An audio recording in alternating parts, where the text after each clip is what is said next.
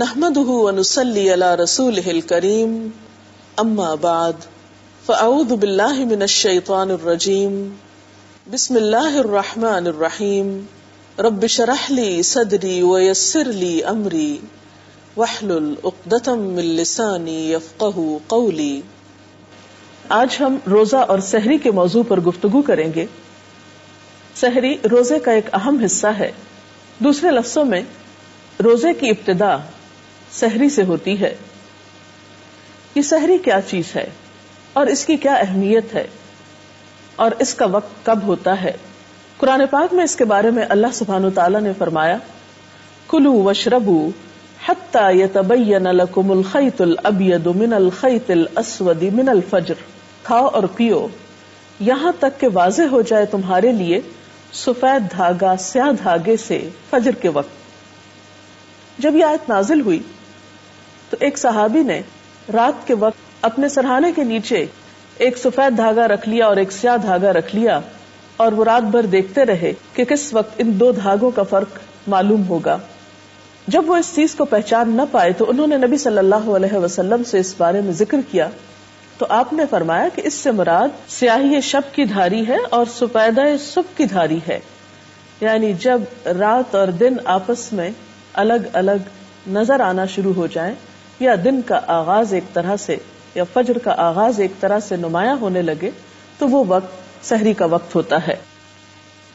نبی اکرم صلی اللہ علیہ وسلم کے زمانے میں سحری کے لیے آذان ہوا کرتی تھی۔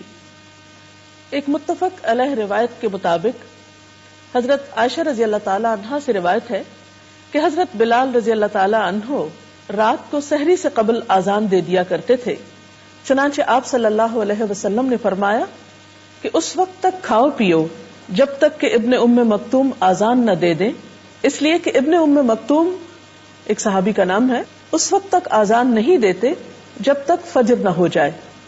اور سحری میں یہ بات بہت اہم ہے کہ انسان کچھ نہ کچھ کھا لے یا کچھ پی لے، کیونکہ بغیر کھائے پیے روزہ رکھنا کچھ پسندیدہ نہیں۔ نبی اکرم صلی اللہ علیہ وسلم نے 2 بار فرمایا، تم لوگ وصال سے بچو یا صوم وصال سے بچو۔ اہل کتاب اور مسلمانوں کے روزوں میں جو فرق ہے وہ سحری ہی کو قرار دیا۔ مسلم کی ایک حدیث میں آتا ہے، عن عمرو بن العاص قال قال رسول اللہ صلی اللہ علیہ وسلم فصل ما بین صیامنا وصیام اہل الکتاب اکلۃ السحر۔ حضرت عمرو بن العاص رضی اللہ تعالی عنہ کہتے ہیں کہ نبی صلی اللہ علیہ وسلم نے فرمایا کہ ہمارے اور اہل کتاب کے روزوں کے درمیان سحری کھانے کا فرق ہے۔ اور پھر آپ صلی اللہ علیہ وسلم نے اس کی مزید تاکید بیان کرتے ہوئے فرمایا کہ سحری کھانے والوں پر اللہ تعالیٰ کی رحمت نازل ہوتی ہے۔ مسند احمد کی ایک روایت کے مطابق آپ نے فرمایا کہ سحری کھانا باعث برکت ہے، اسے مت چھوڑو چاہے کوئی ایک گھونٹ پانی ہی پیے، کیونکہ اللہ سبحانہ وتعالیٰ اور اس کے فرشتے سحری کھانے والوں پر رحمت بھیجتے ہیں۔ حضرت انس سے بھی روایت ہے، قال قال رسول اللہ صلی اللہ علیہ وسلم تسحروا فإن فی السحور برکہ، کہ سحری کیا کرو کیونکہ سحری کرنے میں برکت ہے۔ گویا یہ ایک بابرکت کھانا ہے اور پسندیدہ ہے۔ اس سے یہ پتہ چلتا ہے کہ ہمارا دین ہمیں اعتدال سکھاتا ہے۔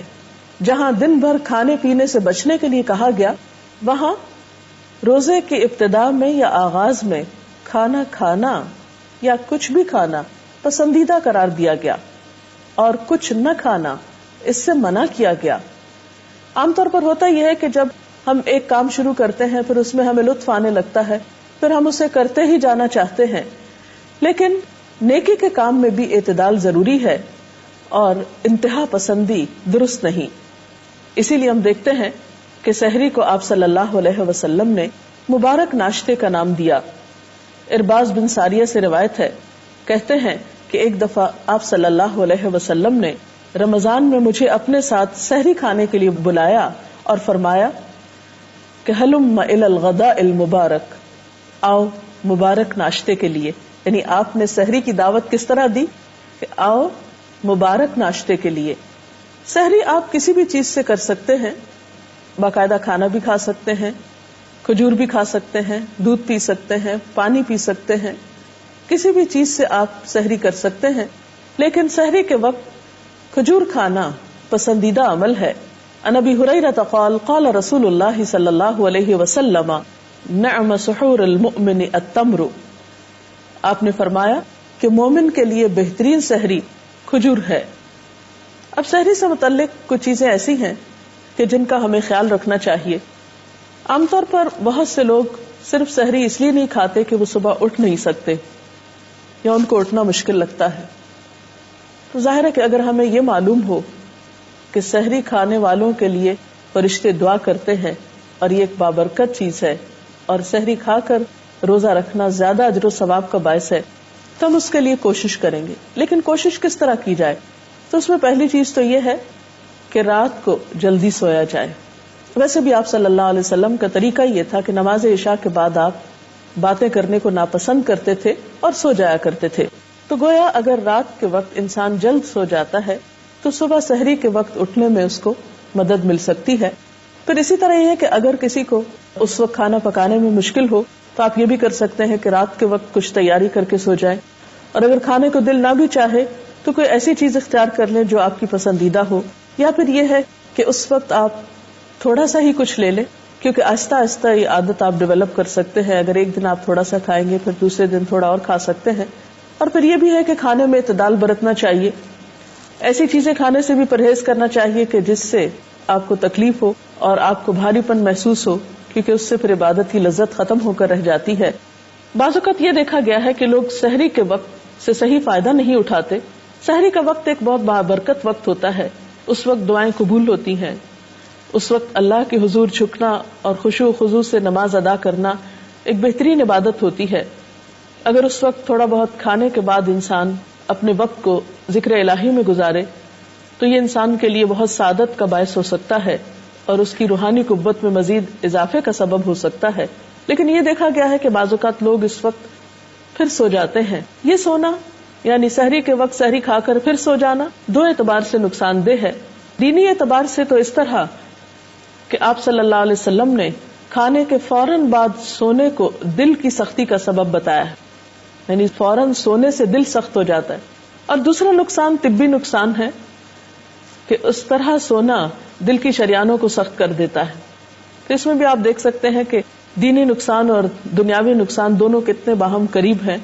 ایک روحانی سختی ہوتی ہے دل کی اور ایک جسمانی سختی۔ پھر اسی طرح یہ کہ بعض لوگ اس وقت کو بات چیت کرنے میں، ٹیلی فون کرنے میں، گپ شپ میں گزار دیتے ہیں، تو فجر کا وقت بہت سہانا وقت ہوتا ہے۔ اس وقت کو روزہ رکھنے کے بعد نماز پڑھیے، نماز کے بعد قرآن پاک کی تلاوت کیجیے، کیونکہ ان قرآن الفجر کان مشہودا، اس وقت فرشتے حاضر ہوتے ہیں۔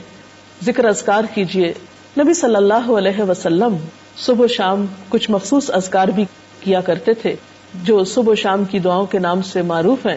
وہ دعائیں حفاظت کی دعائیں بھی ہیں، تو اگر اس وقت انسان ان دعاؤں کو پڑھتا ہے تو وہ اس کے لیے بہت اجر و ثواب کا باعث ہے۔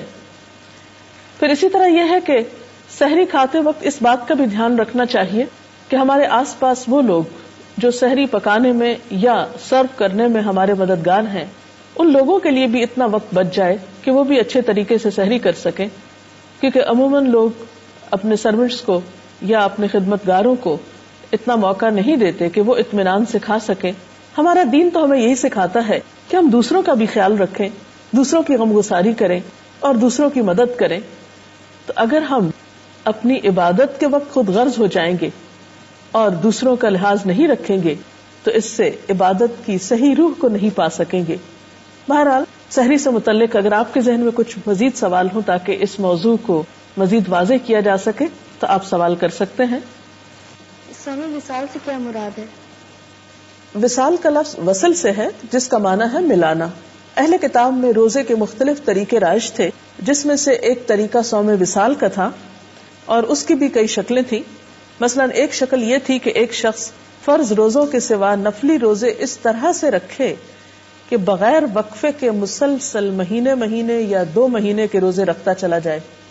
صوم وصال کی دوسری شکل یہ تھی کہ ایک شخص سحری کھا کر دوسری سحری تک مسلسل روزہ رکھے اور بیچ میں کچھ نہ کھائے پیے۔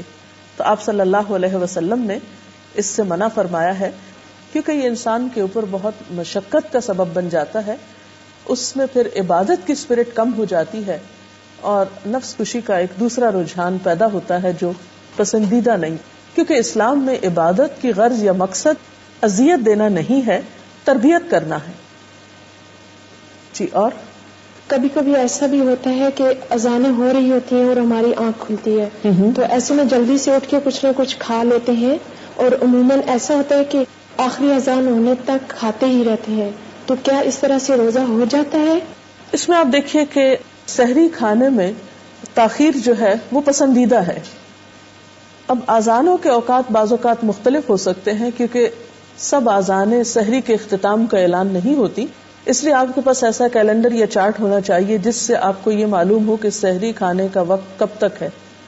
لیکن یہ ہے کہ یہ سمجھنا کہ بہت جلدی سحری کھا لینے سے زیادہ ثواب ملے گا تو ایسا نہیں. مثلا آپ صلی اللہ علیہ وسلم سے روایت ہے کہ 3 باتیں اخلاق نبوت میں سے ہیں.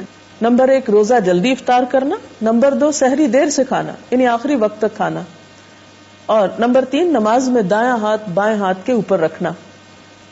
اور اسی طرح آپ صلی اللہ علیہ وسلم سے ایک اور روایت ہے کہ آپ نے فرمایا جب کوئی آدمی آذان سنے اور پینے کا برتن اس کے ہاتھ میں ہو تو اسے فوراً نہ رکھ دے بلکہ اپنی ضرورت پوری کر لے.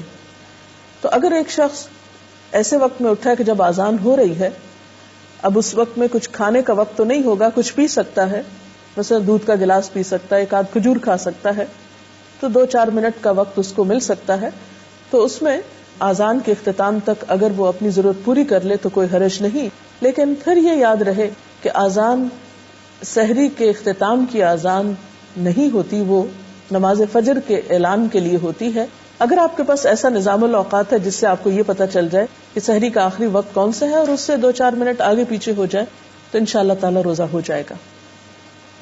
اگر کسی وجہ سے سحری نہیں کر سکے تو کیا سحری کیے بغیر روزہ ہو سکتا ہے؟ جی ہاں، بالکل روزہ ہو جائے گا. اگر آپ نے رات کو سونے سے پہلے یہ نیت کی تھی کہ صبح میں روزہ رکھوں گی تو انشاءاللہ تعالی اگر سحری نہیں بھی کھائی تب بھی روزہ ہو جائے گا. السلام علیکم ورحمۃ اللہ وبرکاتہ.